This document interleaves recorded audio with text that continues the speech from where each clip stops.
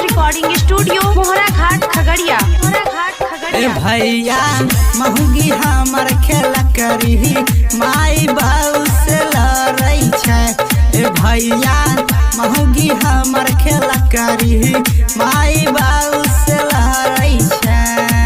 माई बाऊ से लड़ई छे। भैया हो खूबे गरियाबै छे। भैया महुगी हमर खेला करी माई बाऊ से लड़ई छे। भैया महुगी हमर खेला करी माई बाऊ से लड़ई छे।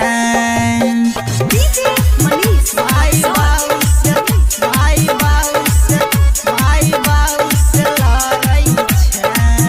माई बाऊ से माई बाऊ से लड़ई छे। ते कहै छियै गे बनबे गे खाना तैयो मारे छे भैया हो ताना। भैया मारे छे रोजे तहना तहना। ते कहै छियै गे बनबे गे खाना तैयो मारे छे भैया हो ताना।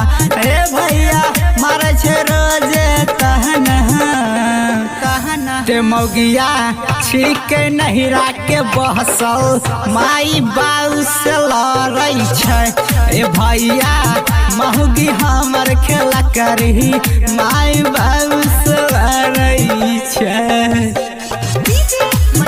माई बाऊ से माई बाऊ से माई बाऊ से लड़ई छे। माई बाऊ से माई बाऊ से लड़ई छे।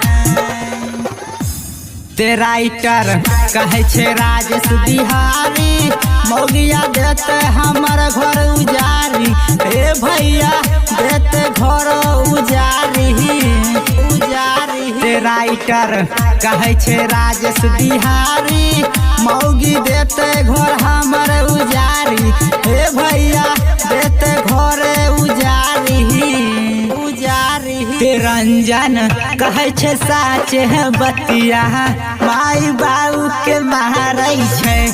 भैया महुगी हमर खेला करी माई बाऊ से लड़ई।